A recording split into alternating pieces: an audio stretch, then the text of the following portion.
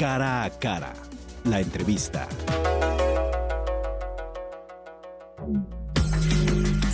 Nueve de la mañana con 20 minutos y ya está en la línea Gerardo de la Cruz Tobar, fiscal anticorrupción, a quien le agradezco que me acompañe en Cara a Cara. Buenos días, fiscal. Con el gusto de saludarlos y poder platicar con el auditorio. Oiga, fiscal, me gustaría comenzar con una pregunta general. Estaba checando fechas y en un mes, exactamente en un mes, se cumplen 2 años de su nombramiento. Usted, fiscal, ¿cuál cree? En un mes no, todavía falta, mi estimado, me he nombrado... ¿Sí? 27 de diciembre. Sí. 24 de diciembre. Ahí, sí, ese fue el día que se votó. Me acuerdo que protesta el 15 de febrero. Cubrimos Así su toma de protesta. No, sí, el 15 de febrero fue mi protesta, aunque sí la sesión de Congreso fue el 24 de diciembre. Claro, Así pero es. bueno, de su nombramiento. No, a, sí, a 2 años, prácticamente falta un mes, fiscal, Sí, ¿usted claro. cuál considera que es su principal logro en materia de combate a la corrupción? Me gustaría comenzar con esa pregunta antes de ir a temas más puntuales. Bueno, son diversos factores los que tendríamos que considerar. De entrada, podemos dividir una cuestión en lo que es el aspecto procesal y otra en lo que es el aspecto institución. Desde el punto de vista institucional, creo que estamos construyendo, porque todavía tenemos que perfeccionar muchas situaciones, estamos construyendo una institución sólida, con una característica de autonomía, autonomía reconociendo lo que la ley dice finalmente. Finalmente la ley dice que la Fiscalía Especializada en Combate a la Corrupción funciona con autonomía técnica y operativa, pero Sí. esto en realidad no era así cuando empezamos a trabajar. Ahorita sí podemos decir ya que administrativamente a partir de este año tenemos autonomía, ya no formamos parte del presupuesto, por ejemplo, de la Fiscalía del Estado, pero lo que sí hemos logrado construir desde el punto de vista completamente operativo es la autonomía, en cuanto a que no hemos admitido injerencias de ningún control, de ningún órgano de poder, de los tácticos o de los jurídicos. Eso sería para mí un principal logro, tener el poder decir que no hemos aceptado indicaciones de nadie. ¿Eso cómo se ha reflejado en el tema procesal? Es decir, en sentencias, en procesos contra corruptos. Eso va ese sería el otro aspecto desde el punto de vista procesal. Desde el punto de vista procesal, en realidad sentencias condenatorias tenemos solo una. Tenemos otras formas de concluir procedimientos tenemos varias con suspensión condicional de proceso, pero sentencias condenatorias en contra del servidor público. Y de hecho hace como 4 o 5 días esa sentencia, ¿no? Sí, de hecho, esto es una sentencia de un asunto que ya estaba concluido con otra modalidad. ¿Qué modalidad se había tenido? Se había tenido precisamente un acuerdo reparatorio con una suspensión condicional del proceso, pero el servidor público no cumplió. Y como no cumplió, nos vimos en la necesidad de volver a retomar el asunto en su contra y conseguimos una orden de aprehensión y lo capturamos y estuvo en prisión preventiva, y ya con la prisión preventiva después se asume este procedimiento abreviado donde llegamos a una sentencia, y ahora está en un proceso de lograr su libertad. Todavía está detenido, pero tratando de lograr su libertad porque ya cumplió. Es el caso de un ciclopolicía de Tonalá que golpea a un ciudadano, ¿cierto? Exactamente, es un policía que maltrata a un ciudadano. Así es. Bueno, fiscal, pues bueno, una sentencia. Ahora, desde el punto de vista de otros, a mí me queda muy claro que no son lo que le interesa a la sociedad. A la sociedad, claro que nos afecta que un policía maltrate a un ciudadano, y claro que tenemos que ir en contra de ellos también, pero no son los grandes corruptos que le interesan, ¿verdad?, a la sociedad. Nos interesan otro tema, y ahí, ¿qué podemos establecer? Bueno, nosotros tenemos vinculados exsecretarios, exdirectores. Desde el punto de vista procesal hemos procurado no ir con el personal de base, que sería lo más sencillo. Lo más sencillo, por ejemplo, en un procedimiento donde consideramos que se contrata a alguien de manera irregular, sería ir con quien firmó el nombramiento. Sería ir con la persona que se encargó de hacer la cotización en una licitación, pero no lo hemos hecho, hemos ido con los directores. Oiga, con ellos, sí, bien. Sí, claro. Justamente para abordar ese tema, a ver, ¿ya tiene ahora sí contra las cuerdas a Antonio Cruz Esmada? ¿Cuál es el estatus de su caso? Bueno, el decir que lo tenemos contra las cuerdas ha sido una serie de rounds, en los que hemos tenido varios enfrentamientos. Nosotros ¿Cómo vamos? En este momento lo tenemos vinculado y está sujeto en este momento a una investigación complementaria. Estamos próximos a una etapa intermedia. Lo tenemos vinculado en 2 procedimientos. En esos procedimientos, como ustedes le han dado seguimiento, ha sido bastante complicado, bastante combativo. Obviamente no es lo mismo el nivel de litigio que pueden tener los abogados que contrata un delincuente común el nivel de abogados que contrata alguien que tiene un perfil como el exsecretario. ¿Son 2 procedimientos? ¿Por qué delitos y montos, recuerda, en términos generales? De hecho, son los montos, no los tengo en este momento en la mente, sí, pero los 2 tienen que ver con contratos irregulares, con contratos en cuanto a compras de medicamentos, y en cuanto a equipo también de instalado, sistemas de vigilancia y cosas por el estilo. ¿Cuándo es su próxima audiencia? Tuvimos otro, o sea, esos 2 está vinculado. Recordarán que tuvimos que ejecutar una orden de aprehensión con orden de cateo, finalmente mediante un amparo obtenida de su libertad, pero ahorita ya tenemos otro más presentado en contra de él, otro más presentado un tercero hace un mes y medio, y en este mes y medio hemos enfrentado otra vez situaciones que ya tenemos una orden de aprehensión nuevamente vigente, practicamos un cateo hará 3 semanas, y obviamente, les digo, el nivel de litigio ha sido complicado. En este momento tiene un amparo que evita la aprehensión, pero que no impedirá que... ¿Cuándo le giraron la orden de aprehensión? Tenemos como un mes tenemos 3 semanas con una nueva orden de aprehensión. Por un tercer procedimiento. Por un tercer procedimiento. ¿Por qué delito? Este tiene ¿Qué caso? Que ver con un ejercicio indebido de funciones, y es por nombramientos que consideramos se otorgaron irregulares. Y en este proceso también, en lo que tenemos, en uno de los anteriores, se acaba de resolver hace 12 días, 15 días, una apelación que estaba vigente contra una de las vinculaciones, y nosotros pues logramos ganar la apelación, entonces no hubo un cambio de situación jurídica. Oiga, fiscal, el número cuando dice el nivel de litigio y los abogadazos que se consigue Cruz Esmada, se refiere, me imagino, a todos los amparos que han interpuestos. ¿Cuánto suma? No, desde luego, o sea, nosotros en este momento, de él nada más no hemos tenido menos de 30 o 40 amparos, o sea, en realidad... 30 o 40, eso debe ser costosísimo, ¿no? Es natural, y son en estados diferentes, ya no estamos hablando de Jalisco, estamos hablando de Nayarit, estamos hablando de que tenemos que atender asuntos en otras localidades. ¿Cuánto costará a tener un grupo de abogados metiendo tanto amparo en todos los estados? Debe ser muy cuantioso. No quiero aventurar una cifra, la verdad no quiero aventurar una cifra. Aventúrese, fiscal, estamos en confianza. El problema, yo lo sé, pero terminamos afectando a particulares, terminamos poniendo en riesgo. Pero es carísimo, ¿no? Abogados. Así es, pero debe ser alto. O sea, obviamente yo quisiera tener un cliente hubiera querido tener un cliente como él cuando fui litigante, desde luego. Así es, porque fue muy productivo. Ahora sí que el big spender, como dicen, ¿no? El gran gastador que apareció ahí en claro, Cancún. Sí, pero así tal cual. Oiga, bueno, fiscal, entonces hay una orden de aprehensión contra Cruz Esmada, está amparado y siguen 3 procesos contra él, ¿verdad? Sí, tenemos 2 ya vinculados, y que no se le ha vinculado porque no hemos llegado a la audiencia, precisamente ese fue el motivo de la orden de aprehensión, el que no llegó a la audiencia. Entonces, pero próximamente tendremos una nueva fecha en la cual espero que acuda, porque es una de las condiciones cuando se has amparado a acudir a las audiencias. Oiga, ¿y sigue resguardado en su casa? Digo, todos estamos resguardados por la pandemia, pero no puede salir de su casa, ¿cierto? Él únicamente debe salir para trabajar y para cuestiones de salud. Oiga, ¿y a poco sí se están cumpliendo esas medidas? Pues cuando hemos advertido que no, hemos solicitado revisiones y es el caso. ¿Y cuántas veces han advertido que no? Un momento en el que advertimos que no y pedimos una revisión de medida cautelar, que también esta es tenemos ya la solicitud presentada. Entonces esas son audiencias que se deberán desahogar próximamente. ¿En este año detectaron eso? Sí, hace cuestión de un mes. Incumplió con las medidas cautelares. Entonces, ante eso pedimos una revisión de medida cautelar. Obviamente estamos en función de las agendas de los juzgados. Este año ha sido muy atípico, fue muy difícil en la Administración de Justicia, porque se suspendió durante varios meses la labor en juzgados. Entonces ya cuando retomaron, pues regresan con una agenda bastante cargada, y hemos tenido muchas audiencias. Ahorita estos últimos 2 meses hemos tenido muchas audiencias, pero también tenemos presentadas algunas solicitudes que se van pasando para fechas más largas. Bien.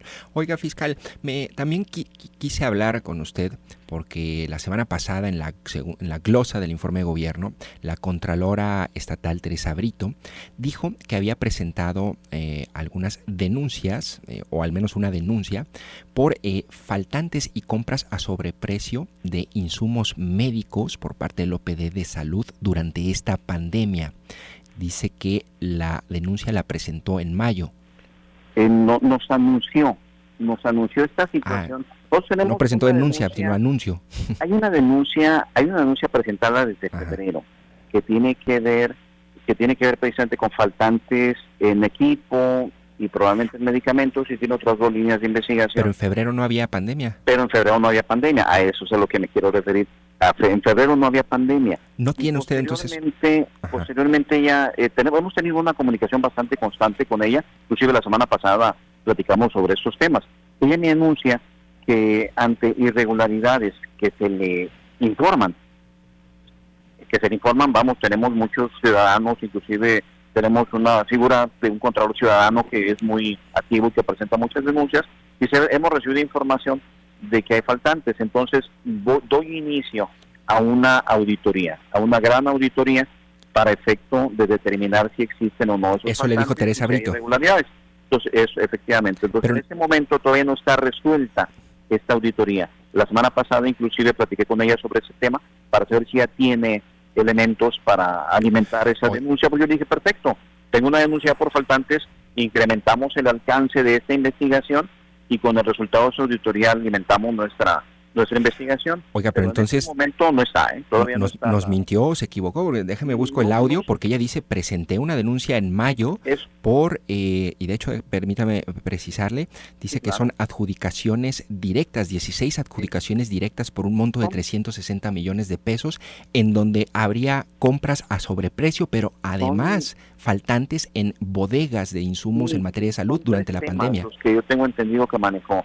De alguna manera se mezclan los mismos, pero son tres temas. Habló, sí, de licitaciones, pero habló de licitaciones que dijo que venían de fondos federales. Esos de fondos federales no vienen conmigo.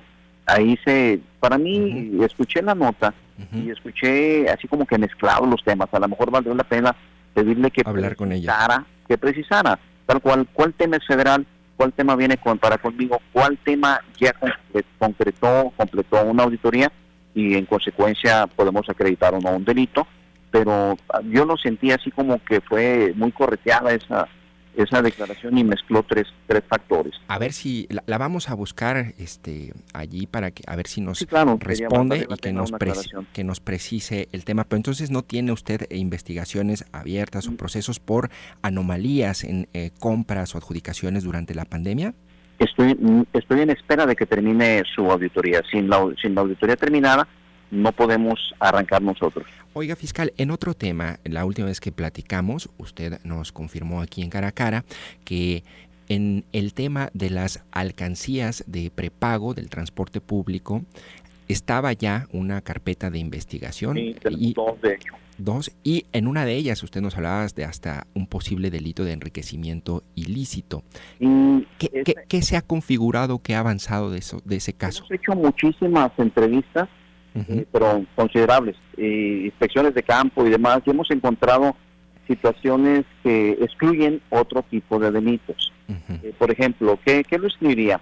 El hecho de que la misma alcancía que tienes en los camiones y que la máquina expendedora de boletos que tienes en las estaciones te habla de que no se da cambio, de que la tarifa exacta es de 9.50 y no se da cambio, entonces con eso podríamos excluir delitos como un fraude o como un abuso de confianza.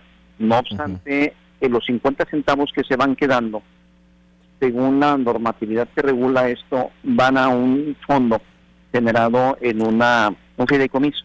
Entonces, lo que nosotros todavía, ya todo lo demás, el trabajo de campo ya está realizado. Ahorita estamos en el proceso de darle seguimiento a ese fideicomiso.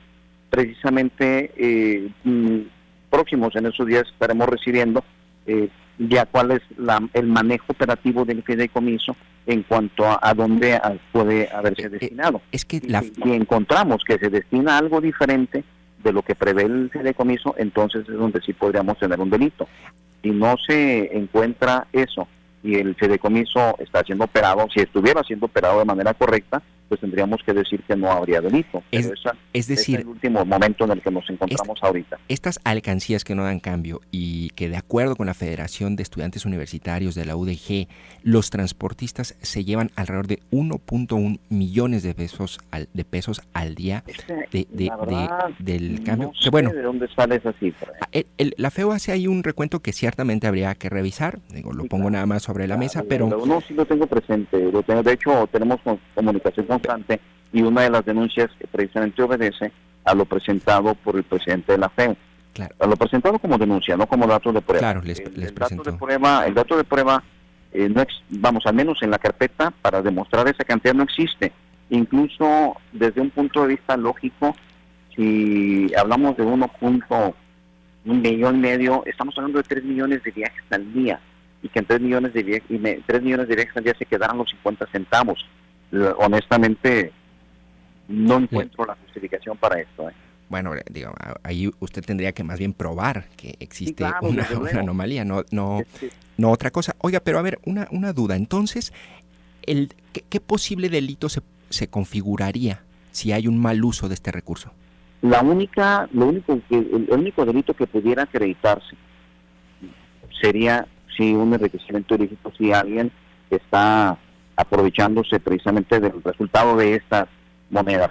Sería el único delito. Es decir, tal vez pudiéramos encontrar un ejercicio indebido de funciones, pero algo tan coloquial como un robo no lo tenemos. Es que por lo que me explica, por lo que me explica, la anomalía no estaría en el hecho de que no den el cambio. La anomalía estaría en el hecho de que ese cambio que no se da se deposite en un fideicomiso y ese dinero se utilice contrariamente a las reglas de ese fideicomiso. Si efectivamente se aplica diferente a lo que el fideicomiso establece, sí tendríamos algo. Pero de otra manera no. Ahora, el por qué considerar que la anomalía no está precisamente en que la alcancía no te dé cambio, es muy sencillo. De entrada, recordemos momentos en este proceso. Esa tarifa no se estableció desde luego en esta administración. Y hay una norma técnica prevista para sobre qué tipo de alcancía se debe comprar. Y dentro de esa norma técnica caben diversas alcancías. Alcancías que dan cambio y alcancías que no dan cambio. Entonces, como compraron alcancías que están dentro de la norma técnica, no hay una irregularidad en ese momento.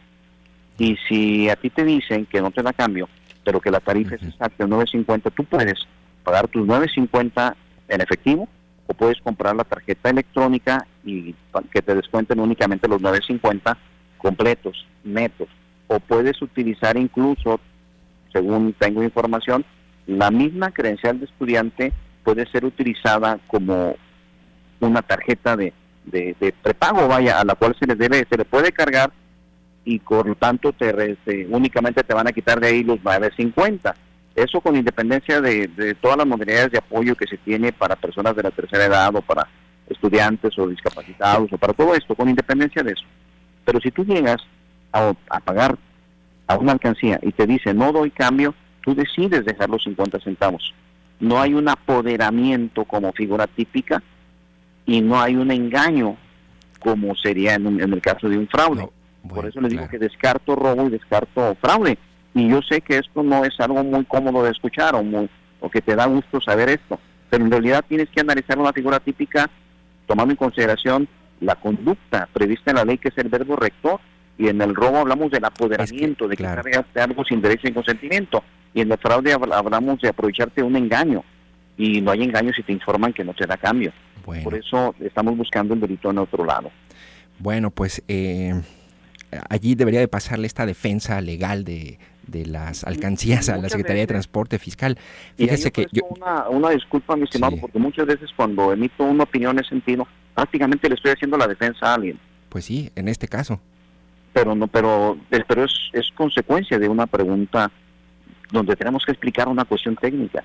Es que yo digo un poco de broma que me gustaría entrevistar a Norma Técnica para que me diga por qué no da cambio y si no se puede cambiar esta norma. Eso lo tenemos que buscar desde, más bien es algo que se debe haber cuestionado cuando se estableció la norma. ¿Por qué no pones esto? Claro. Eso es algo diferente. Oiga, fiscal, ya para cerrar me queda un par de minutos nada más. ¿Cuál es el estatus de la investigación por las privaciones ilegales de la libertad del 4 de junio en esta manifestación en torno a la Fiscalía del Estado?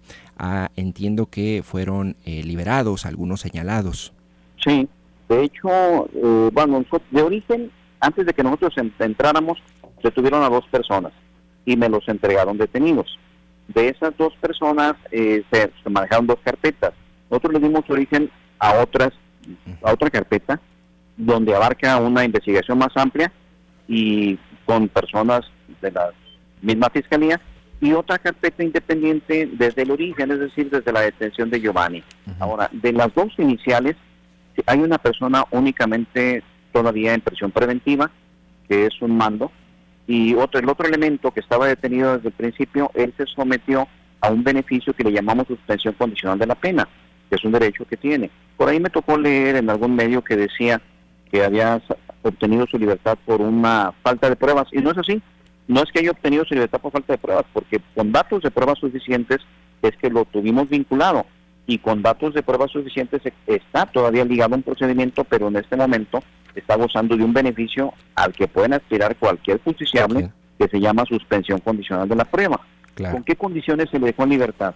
Se le dejó en libertad con la condición de que, pudiendo trabajar, regresar a la fiscalía, no puede trabajar en operativos, únicamente en labores administrativas, no puede trabajar armado, debe acudir a un curso de capacitación en materia de derechos humanos y debe someterse a la vigilancia de la autoridad de medidas cautelares. Entonces, esas fueron las condiciones con las cuales se aceptó que obtuviera su libertad durante un proceso de 1 año. Al año revisaremos esta situación con el juez, y si ha cumplido con ellas puede quedar ya sin efectos ese procedimiento. De otra forma, el procedimiento está abierto. Simultáneamente nosotros presentamos primero una solicitud de vinculación en contra de otros 4 mandos, 4 mandos, y esos 4 mandos el juez que le correspondió conocer decidió no vincularlos. ¿Qué hemos hecho en consecuencia? Estamos ampliando la investigación para volverlos a presentar, y por separado presentamos a otros 3 a los cuales sí se les vinculó y se les suspendió como medida cautelar en el ejercicio de sus funciones. Y la investigación está abierta tanto con los que están vinculados como con los que no se logró vincular en este momento, que todos son mandos, pero estamos preparando una nueva fecha para volver a presentar en contra de ellos la muchos procesos abiertos. Fiscal, cierro nada más allí. ¿Usted cree que con estas acciones ya en Jalisco los corruptos tiemblan ante el SAR anticorrupción? Bueno, lo que creo es que el combate a la corrupción no es detener a personas corruptas y meterlas a la cárcel. En realidad el combate a la corrupción debe ser transversal. Debemos llevar a cabo funciones más desde un punto de vista cultural que nos permitan ir cambiando modelos de conducta que hemos tenido en México durante muchos años. Y claro que a eso le apostamos nosotros también. Siempre que tengo oportunidad y me han invitado o yo las promuevo, platico con universitarios y platico con estudiantes desde secundaria, llevando precisamente el mensaje de que es necesario cambiar estos modelos de conducta. Bueno, fiscal. Obviamente la fiscalía es necesaria, el sistema es necesario en su existencia, porque a nivel internacional batallamos mucho con eso. Bueno, fiscal, pues ahí está su opinión, que también compartimos con el auditorio. Le agradezco mucho que me haya tomado la llamada, fiscal. Al contrario, como de costumbre, estamos a sus órdenes. Gracias, fiscal. Hasta luego, que estén bien. Platicamos con el fiscal anticorrupción Gerardo de la Cruz Tobar. Allí están sus comentarios, los procesos que ha iniciado y pues bueno, ¿qué opinas del trabajo de la Fiscalía Anticorrupción y estos planteamientos que hace al final Gerardo de la Cruz? Envíame tus comentarios al 33 18 80 76 41, también en @JN Lomelí. Vamos a un corte y regresamos con más en Cara a Cara.